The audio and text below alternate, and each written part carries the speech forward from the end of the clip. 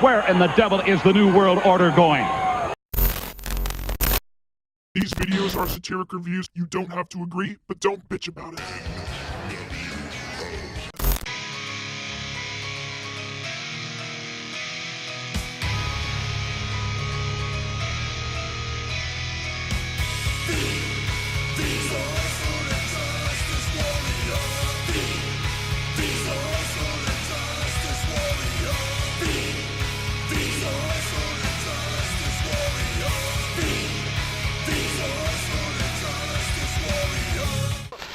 I hate this channel. The NWO. Hey, NWO! Hey there, I'm the SIJW V Infuso, and if you're just joining us, this is an ongoing series in which we, and by we, I mean me, myself, I, take a look back at one of the biggest stables both in numbers and in star power in wrestling history.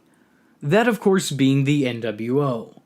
And when we last left off on this series, I mentioned that the next installment of it would be the Nexus of the NWO. But unfortunately, it seems like I kinda underestimated how much lore there was here, so that's gonna have to be saved for a later date. This right here is the NWO Wargames.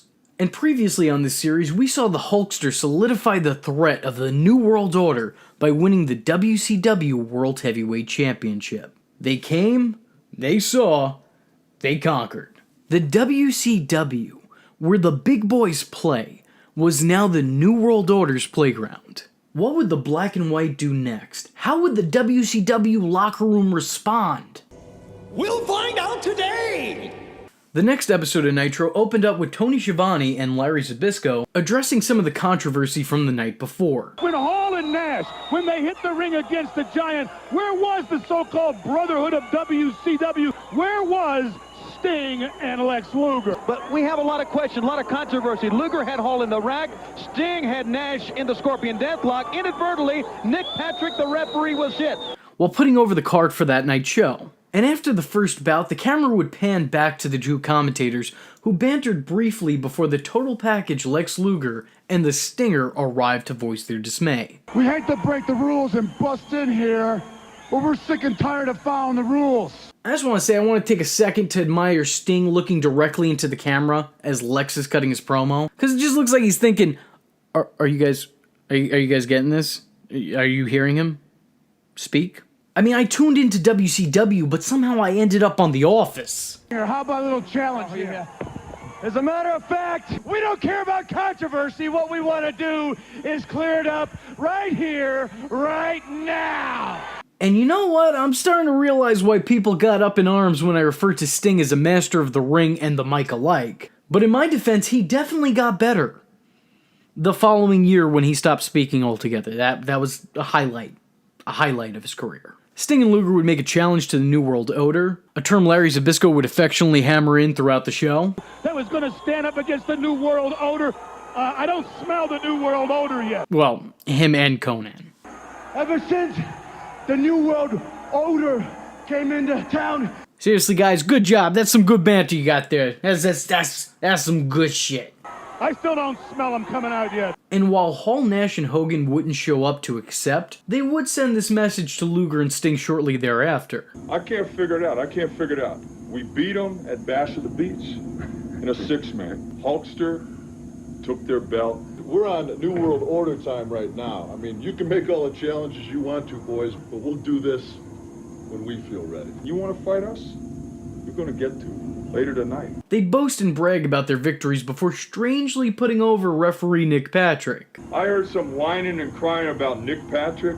You guys blaming your loss on a referee. Senior. He's a fine referee. Don't blame it on official him. Nick Patrick. And they'd even tease announcing a fourth and a fifth member of their stable. They haven't figured out who the fourth and fifth guy are. I mean, we've given them all the hints. Shall we bring them in? No, not yet. Stay there. Stay there. That's really just the highlights here. I mean, the three-man team kind of lacks the energy that they've had in previous promos. They kind of seem like they're sleepwalking through this one. Like me through the next NWO review, because I'm tired of doing them. I'm tired. Can I use your line, Hulkster? Go for it. What you gonna do when the New World Order runs wild on you? Conan is sticking behind WCW in this war against the NWO. So look out, NWO! The night would also be host of a match between two of the all-time greats, Macho Man Randy Savage and the Nature Boy Ric Flair, in a rematch from WrestleMania 6. And how fitting, because much like WrestleMania 6, they were once again, for some odd reason, denied the main event. How do you do it? Why? Why do you do it? Why do you do it? The Hollywood star made a surprise cameo by nailing his former best friend with a chair and giving the Nature Boy the victory, which would lead to Bobby Heenan and Eric Bischoff asking if the fourth horseman was the fourth man. Nope. Mean Gene Okerlund would later interview the WCW, nay, the NWO World Champion Hollywood Hogan, up on the entrance ramp. Hogan claimed he did Flair the favor because he didn't want him injured before their big match at the upcoming Clash of Champions. He wanted Flair at 100% so that Hogan could bring him down to 0. In the last 10 minutes of the show, the Outsiders, Scott Hall and Kevin Nash, finally made an appearance and in doing so, accepted Sting and Luger's challenge. Though shockingly, Luger would head to the ring on his own, and did a pretty damn good job of fending off the Outsiders. Sting would join him shortly after to help even the score. And this is a little confusing because I was under the impression that this was a spur-of-the-moment unsanctioned fight, yet there's a referee present and the commentary team keeps knocking poor old Nick Patrick for being a little too loose with the rules. That was over the top rope. Nick Patrick clearly saw it, didn't call it, and he's looking at this. He's watching this carnage here. Wait a minute, why was there no DQ? What is Nick Patrick doing here? I can't keep track of this stuff. I think I've said it before about these four guys and the last time that they were in a ring together, that there was a feeling that this could be real. There was a real intensity, and this is no different. The short amount of time they spent in a ring on this episode of Nitro felt legitimate. You could really believe that these men hated each other as they fought and wrestled like they had something to prove. The match would be cut short as Nick Patrick confirmed the suspicions of everyone on commentary when he intentionally saved Scott Hall from a Stinger splash. And that's when the Four Horsemen galloped to the ring looking to take out the Outsiders. Hall and Nash, now joined by Nick Patrick, dashed out of the ring and toward an exit. And this episode of Nitro would end with Mean Gene Okerlund interviewing Ric Flair about his upcoming world title match. Hogan, you and I are going to style and profile. Horseman style. Woo! Good night, everybody. Good night. Due to the injury sustained on Monday Nitro, Randy Savage is not here. The winner as a result of a forfeit, Ming! That Sunday, the Outsiders, who weren't booked for the Clash of Champions, would make an appearance, interrupting the tag team title match, calling for referee Nick Patrick to throw the match out and have it end in a disqualification. I don't blame him for being hot. Why? What was your call up there? It was a disqualification for outside interference. I will I respect am totally your- innocent. I will WCW all the way, Gene. The self-proclaimed godfather of the NWO, Hollywood Hulk Hogan, would go one-on-one with the legend of the WCW locker room, the Nature Boy Ric Flair, for the WCW/NWO World Heavyweight Championship, in the main event of the Clash of the Champions 33. You've changed your outfit, but you haven't changed the makeup. Ric Flair, in all his glory, couldn't even lace my boots up. And no matter how hard he works, only one man will be the Babe Ruth of wrestling. I think it's really interesting how WWF failed to capitalize on a Flair and Hogan feud, while WCW seemed to hammer it into the ground. I mean, don't get me wrong, they had some classic feuds there, but they were clearly the Randy Orton versus John Cena of their time. Hogan, names don't change. We just changed the date, the year. It's you and me. But this was a bit different than their past encounters. This time there was so much more on the line. This wasn't just a match for pride or a match for the World Heavyweight Championship. I mean, it was those things, but there was so much more to it than that. This wasn't just Ric Flair versus Hulk Hogan. This was the WCW versus the NWO. This was the big guy of each brand going head-to-head for a definitive outcome. So naturally, of course, this match would end in a DQ. The main event of Clash of the Champions 33 was ended by a ref bump and an interference from the Outsiders, who commentary kind of outed earlier in the match. Guys, look, even if it seems obvious, even if it seems like the natural thing to think, Don't give away the finish. What are you doing? The Horsemen and former Horsemen Sting and Luger hit the ring in Flair's defense, though Ric Flair seemed to be pissed off at this notion for some reason. This match had to be frustrating for the future 16-time world champion, as Hogan seemed to only be seconds away from tapping out. And commentary was putting over that they thought they heard Hogan verbally submit, though of course they didn't because, you know, he's Hulk Hogan. He just doesn't do those things. But I'm sure Nate still rests soundly at night because, you know, he is in fact a 16-time world champion, so.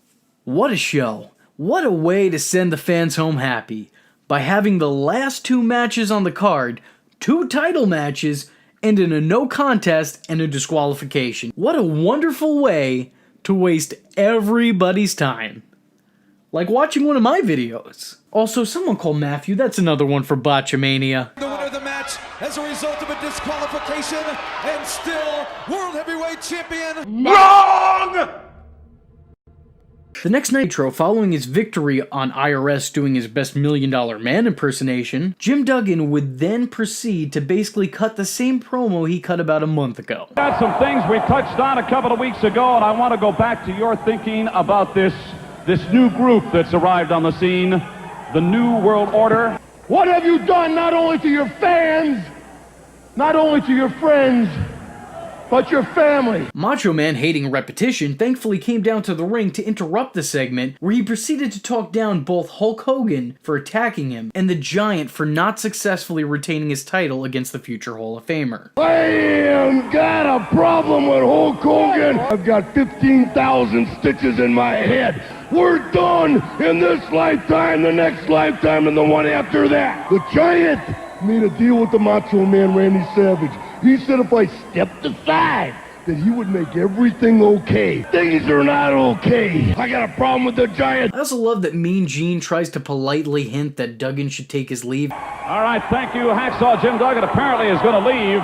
And he just doesn't get social cues, so he continues to storm around the ring and give the thumbs up to the fans and walk all throughout the shot in the background. It's just great stuff. Mean Gene would interview Sting and Luger, and later the Four Horsemen, in which both teams would focus more on each other than the growing threat of the NWO, with Sting and Luger promising a big surprise for the Horsemen in that night's main event. I am joined by Sting and Lex Luger. As you know, tonight a little bit later on, they're going to be facing, from the Four Horsemen, Arn Anderson and the Nature Boy Ric Flair. Luger and Sting, the 2 pretty boys, the big bodies. Tonight, boys, you walk. Woo! We got a little surprise in store. How many times, Sting, do you think we've faced the Horsemen in some kind of match between the 2 of us? Hundreds, maybe thousands. You've rolled in that ring with the Horsemen for the last 10 years, and win, lose, or draw, when you rolled out, you knew you had been in one heck of a fight. This time around, we're going about it at a totally different wavelength.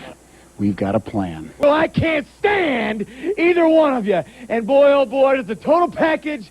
And the Stinger got a surprise for you. They don't like us. Well, I never needed anybody to like me, Sting, as long as I had the Four Horsemen backing me up. When it came time for both teams to face off in the ring, the Stinger made good on his promise for a surprise. We want to know what the chances of having the last 2 horsemen come into the ring right now. What is he, nuts? Suicide. Steve McMichael with the crippler Chris Benoit. He asked that he and Luger join forces with the Horsemen, Arn and Rick, in the upcoming Wargames match to take on the NWO. And after a somewhat lengthy promo, the Horsemen agreed, creating one hell of a supergroup. And I think this is something that's either understated or just gets completely glossed over in the history books. But this isn't something we get all the time in wrestling. Hogan, Hall, and Nash were megastars, and they instantly had a group of opposing megastars to go against them. Not every great faction in wrestling gets credible competition. I mean, how many historic rivalries do you remember DX having? Who was the opposing force to the main event Mafia? I just want to commend this angle one more time for having opponents who reasonably matched up to the NWO. Of course, the NWO were still a threat, but you felt that they could have been fended off by this supergroup, which was the right call. I mean, could you imagine if they would have put the NWO against, I don't know, say, the Dungeon of Doom? Yeah, probably wouldn't have been all that good. Probably would have been pretty bad. The following announcement has been paid for by the New World Order. And here we are in Rome, Italy. It's kind of funny to be among the ruins where the hottest new thing happened. We're actually kind of the modern day gladiators, if you look at it. I'm the kind of guy who loves to say, I told you so. We set out to do one thing at Sturgis, and that was to walk away with the WCW belt. And I told you so. Everybody wants to be part of the NWO. But that's the whole thing. We put this thing together. It's not about friendship. It's about business. Don't call us, we'll call you. The preceding announcement has been paid for by the New World Order. Macho Man Randy Savage would end the night by coming out and pummeling the Giant on his way to the ring with a steel chair. The big man would eventually regain his composure and beat Savage down before literally tossing him inside the ring from the outside of the ring. I'm just saying, that's impressive. Despite it looking like the Giant was going to make quick work of him, Savage fought back and whacked the vast majority of the Dungeon of Doom with the chair before taking his exit. A year and a half ago, if everybody listened to me about Hogan, this problem would be going on. Well, he's telling the truth so far. On the following episode, the team of Sting and Luger were challenged by Horseman Chris Benoit and Steve Mongo McMichaels in an effort to gut-check the Wargames team and see if they were truly worthy of taking their places in the pre-elimination chamber match. Lex Luger, Sting. Coming up at Fall Brawl of the War Games, you're going to be teaming up with Ric Flair and Arn Anderson about this challenge from Steve Mongo McMichael and Chris Benoit. This is between us and the Horsemen right here. Security, not only to the Horsemen, but to the WCW. We thought we had things straightened out with the Horsemen last week. A new twist. Last week, Rick and Arn, you even asked Chris and Steve McMichaels, is it cool with you? And the answer was yes. Let's get one thing clear. We didn't relinquish our spots in War Games. That was the decision left to two men who made us horsemen. That means you don't trust us. After all we've been through. All right, ego's obviously involved because Sting and Lex Luger bumping these two men apparently from the War Games at Fall Brawl. What about the NWO? Nobody's saying anything about the New World Order. And spoiler alert, they are. They're two of the top names in the company, and they're replacing Mongo, who had all the credibility of, well, I actually can't think of anything worse than Mongo, so... Mongo! But to the WCW, look into my eyes. Can you see the hungry beast? That's something. That same night, during a match between Rey Mysterio and a masked Jerry Lynn, cameras cut to the back to catch Hulk Hogan and the Outsiders spray painting the WCW production trucks. Which honestly at this point is a little bit of a breath of fresh air, as their weeks leading up to this were pretty uneventful. At least they're back to doing what they should have been doing. By doing things that you should not be doing. You are signed for October the 27th to face Hollywood Hogan for the WCW Heavyweight Crown. Yeah, I got the title shot. Later that night, none other than the $1 Million Man himself, Ted DiBiase, was spotted in the crowd. Now look at this. 1, 2, 3, 4. What is that, the Four Horsemen? Commentators speculated if that was meant to represent the Four Horsemen, but the guy sitting next to him seemed to understand the sign language. Said next week.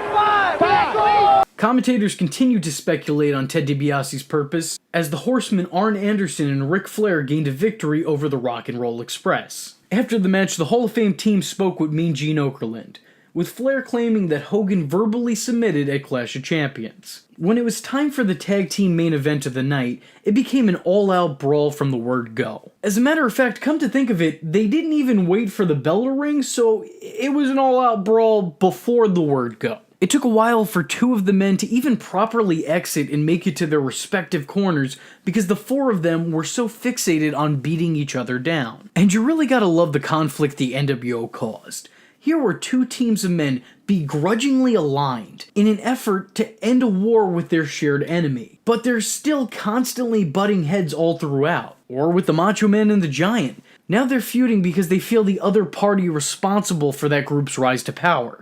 Macho Man, you want to blame this on me? This is my fault? I let WCW down? Where were you? How come you weren't there?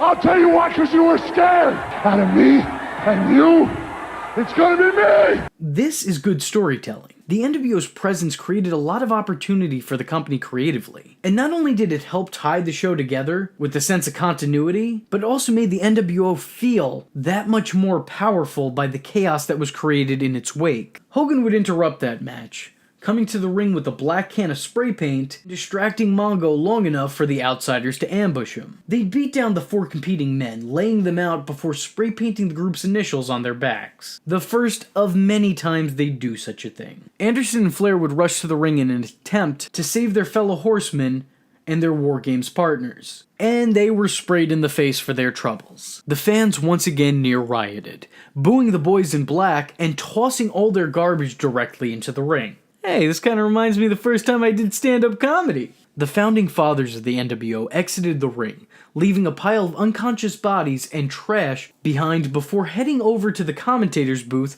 to close out Nitro themselves. Here's the NWO! Ready or not, here we come! Hulk Hogan over. Hulk Hogan and yet Anything less would be too civilized!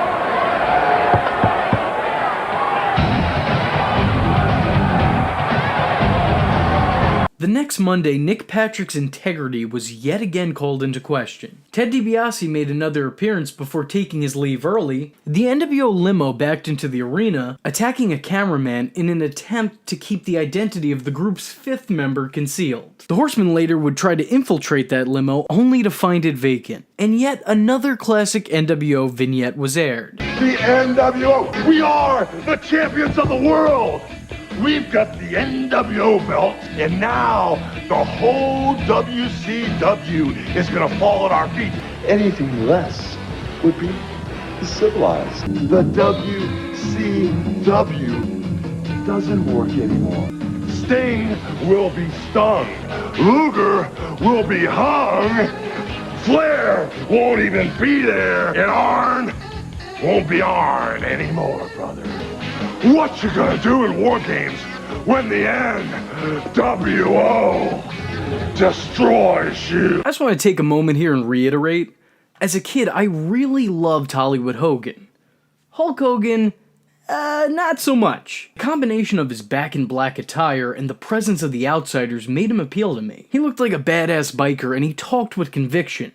The guy was a great heel. However, upon re-reviewing some of Hollywood Hogan's promos with my nostalgia glasses off this time, I gotta say, outside his outfit, not much has really changed here. I mean, he was still hamming it up. The guy was so cheesy he'd give Chester Cheetah a run for his money. When Hogan wasn't coming off as a self-centered narcissist, he came off as a goofy senior looking for the younger generation's approval. Don't believe me?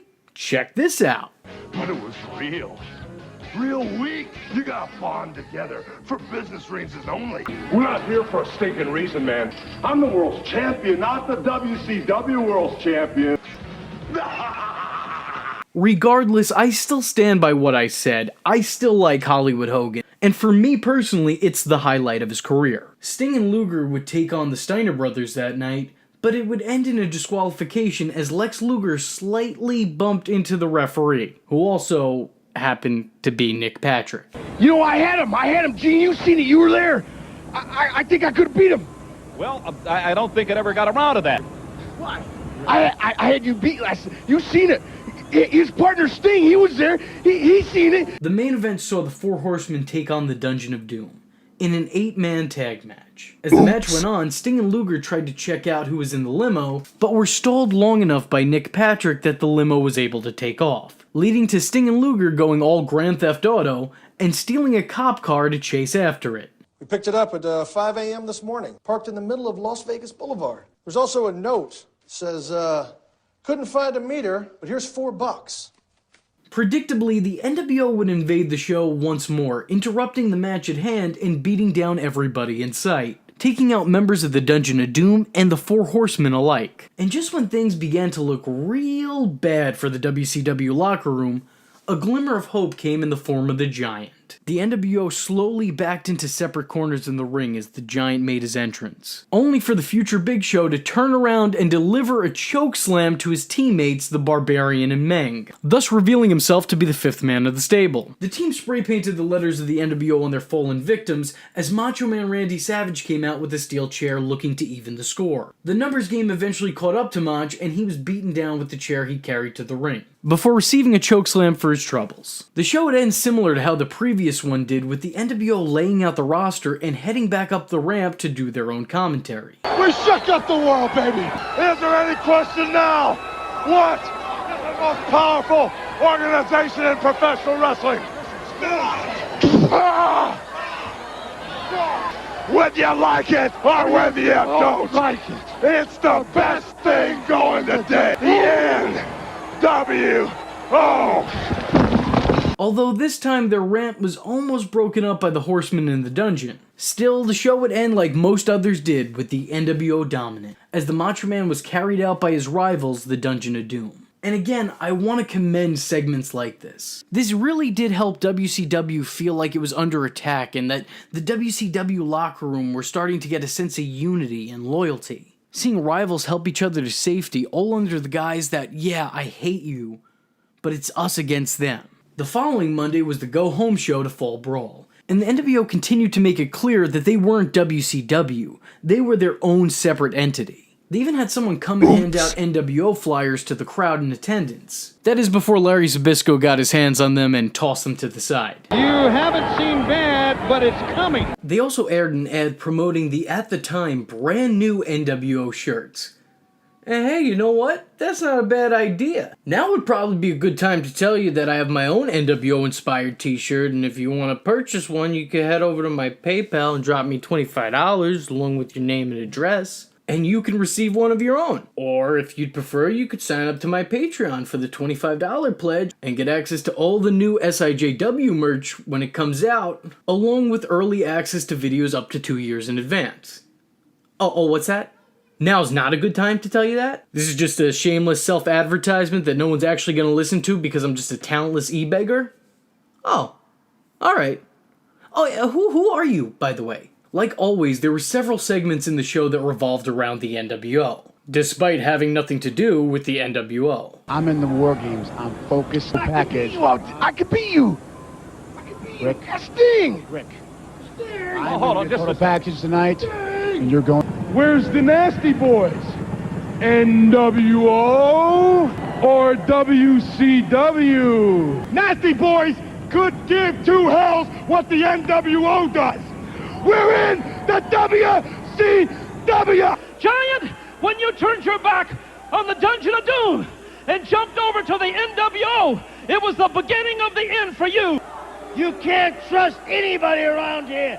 And I'm gonna tell you something, NWO. I'm tired of you guys paying for public service announcements and saturating your faces all over their airwaves. The toughest set here is the Dungeon. I challenge you, NWO. I also just want to acknowledge really quick, doesn't really have much to do with the video, I just want to acknowledge how ridiculously out of place Conan looks with the rest of the Dungeon of Doom. Later on, backstage, Mean Gene Okerlund interviewed the WCW Wargames team sans Sting. And that didn't go unnoticed, as Flair and Mongo went ballistic about his absence, yelling in the face of his partner Lex Luger. Luger, where's Sting?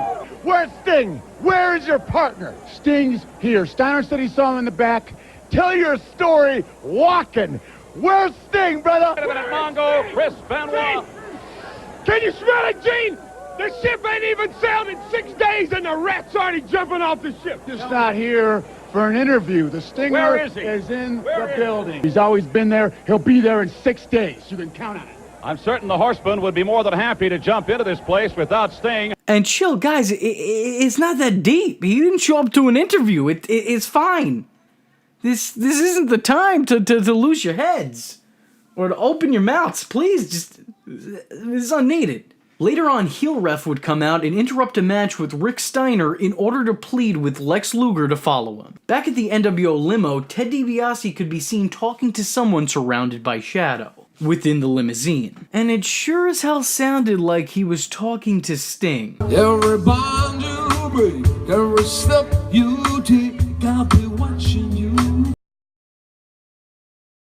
DiBiase. Tired of this stuff, this DPA stuff. No. Don't trust anybody. He's got to go. You know why?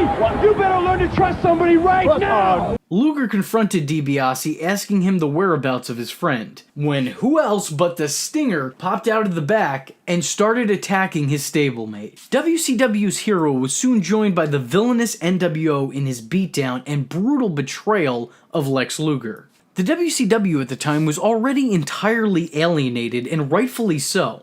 Some of their top stars had turned their backs on the company, only to join the very thing that was trying to destroy it. Hulk Hogan, the Giant, and now Sting had now joined forces with Hall and Nash. There truly was no one you could trust. During a tag team tables match between the Faces of Fear and Public Enemy, Mean Gene Okerlund interviewed the Horseman and Luger, who were clearly in a state of shock, much like the commentary team and everybody watching WCW at the time. I guess very mixed up right now. Emotions are running high. Lex Luger, I tried talking to him. He's beside himself. I guess what I am is standing here in shock. My best friend in the whole world out there in that stinking, soaking rain just stabbed me in the back. He's been my best friend for 10 years, and I'm going to go find him right now.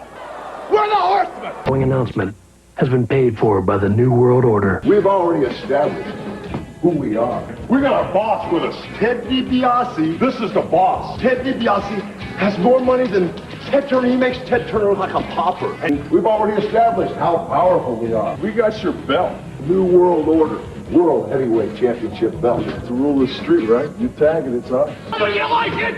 Or you don't like it? The NWO's here to stay. Learn to love it. It wasn't like it was a big surprise. Change is inevitable. Question is, just how bad do you want the NWO? From now on, we're going to turn it like this, because it's NWO for life. The preceding announcement has been paid for by the New World Order. DiBiase was a great addition to the group. Not only did he have a past history with Scott Hall and Hulk Hogan, but his inclusion as the man in charge, the head honcho, made so much sense. The NWO were that much more powerful with the $1 Million Man as their financial backer. I mean, think about it. WCW had Ted Turner. It only makes sense that the NWO have Ted DiBiase.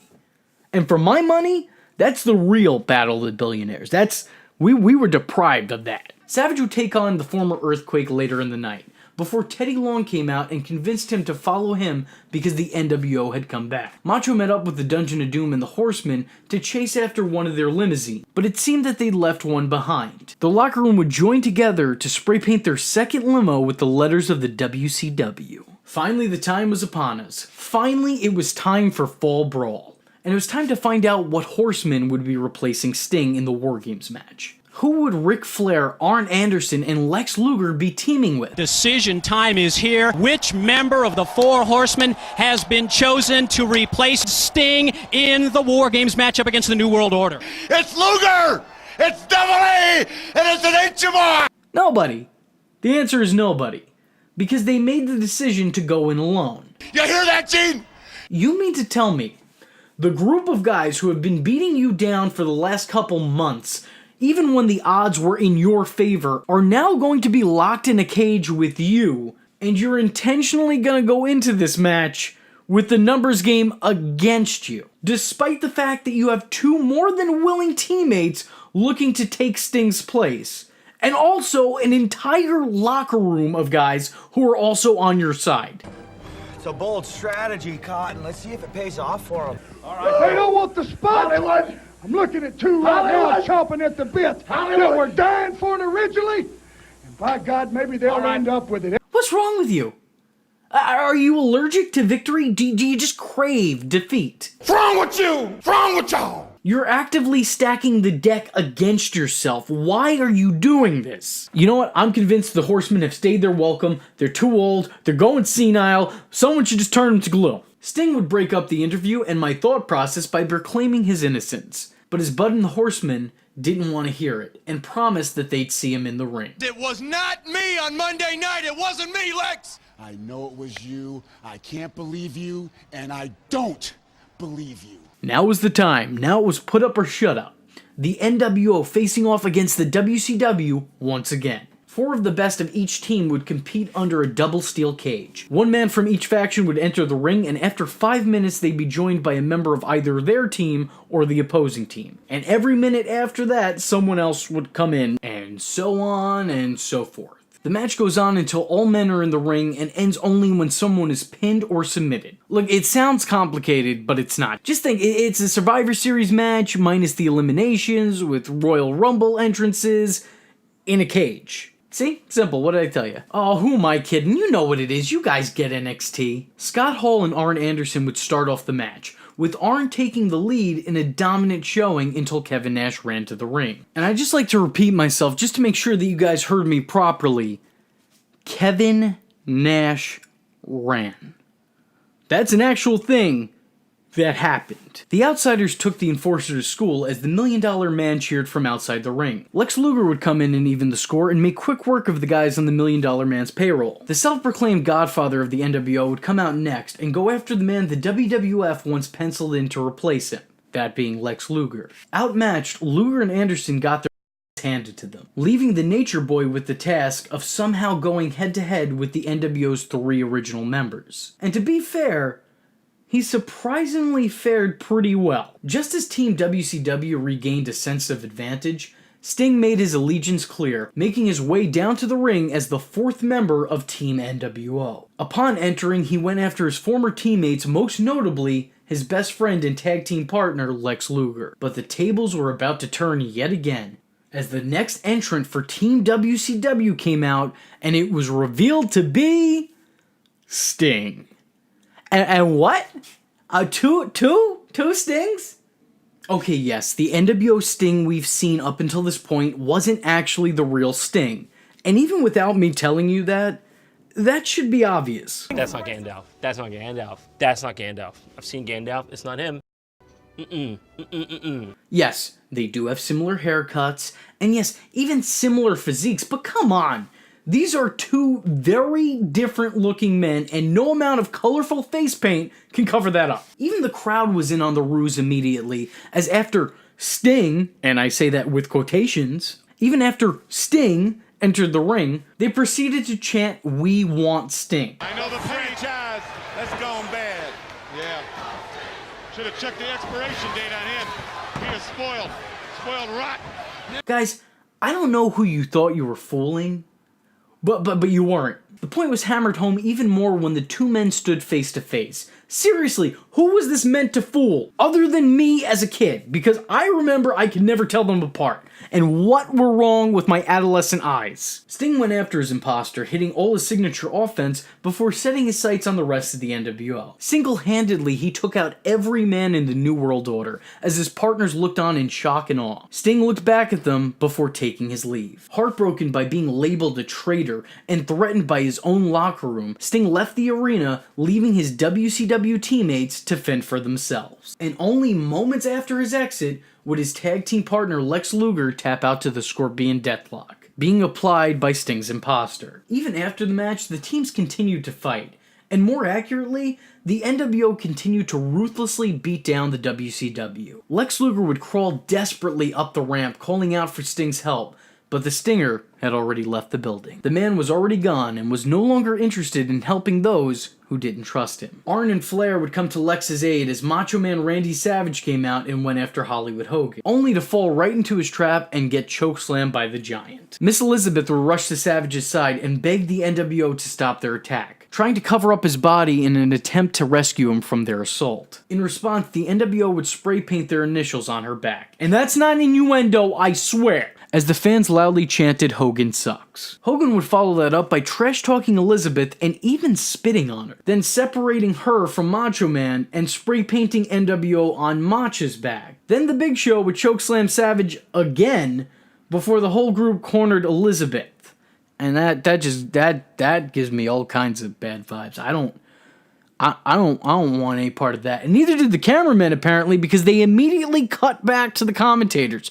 So what happened to her? Are we just supposed to assume the worst? Then the group would invade the commentator's booth again, where Ted DiBiase spoke about WCW meeting their demands now that they've won the match. The show would finally end with Macho Man being helped to the back by staff and Miss Elizabeth. And holy overkill, Batman. Was this War Games or Return of the King? You could have ended this about 20 minutes and 12 different endings ago. There's a point where enough is enough, and you know what? You're way past that point, alright? You could have ended with WCW losing. Could have ended with Macho Man getting beat up. Could have ended with Elizabeth being cornered. Could have ended at the submission, to be honest with you. Also, the tagline for that year's Fall Brawl was, "Wanna play with the big boys? In a cage?" And no, so much no. No, I do not, and I wish you'd never ask me that, or anyone else in existence that again. If you ever hear somebody, if anybody ever comes up to you and asks you that question in person, you immediately leave the area and alert the local authorities. What kind of tagline is that? That's not gonna make me want to see your show, that's gonna make me want to cancel the pay-per-view altogether. And that was WCW Fall Brawl. And this was NWO War Games. You know, we made some demands. Well, we want every one of them. I want McMichael strong.